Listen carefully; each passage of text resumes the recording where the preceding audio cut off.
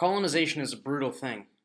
European exploration and exploitation of Africa and Asia leave records of the inhumane treatment of the respective lands' indigenous populations. The British don't have the best track record for their treatment of colonized peoples. The iron-fisted colonization employed by the British in India was ruthless and downright cruel at times. Needless to say, it ended in death for many Indians. The failed colonial policies, the Victorian influence on the governments of India, and the NSO cycle combined in just the right way to cause the death of 5.5 million people. This is a staggering death toll. 5.5 million? That couldn't have been deliberately executed by the British.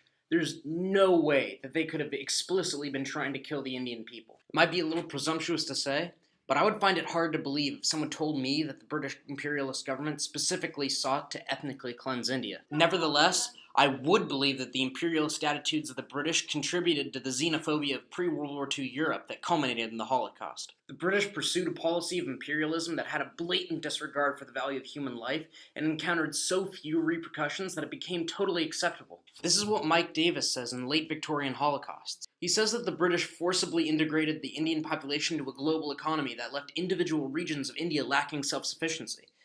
They had to develop a cash crop rather than the subsistence crop that had carried on as the main method of agriculture for years and years. When drought hit, the regions were not able to care for themselves, but there was still food. As the Bombay Presidency underlined in the 1899 and 1902 disaster, supplies of food were at all-time adequate. The British simply showed disregard for the ramifications of their forced modernization of India and showed extreme disregard for the value of Indian life. The English watched millions of Indians die, unable to afford food, under the yoke of the new European system. The Indian wretch became a paradigm. This required dehumanizing the Indians into something basic, into something animal. This is exactly the type of dehumanization the Nazis needed to employ in order to execute millions of Jews during the Holocaust. Art Spiegelman's Maus gives one such example of this dehumanization. Firstly, I would like to acknowledge that Maus is not, nor does it ever claim to be, a complete representation of the horrors of the Holocaust. It is one survivor's tale. Nevertheless, Spiegelman does an excellent job representing how the Nazi Party sought to and very much succeeded in dehumanizing Jews. On page 35, we see the first overt dehumanization of the Jews and brutality by the Nazis. One Jew is forced to hold a sign above his head that says,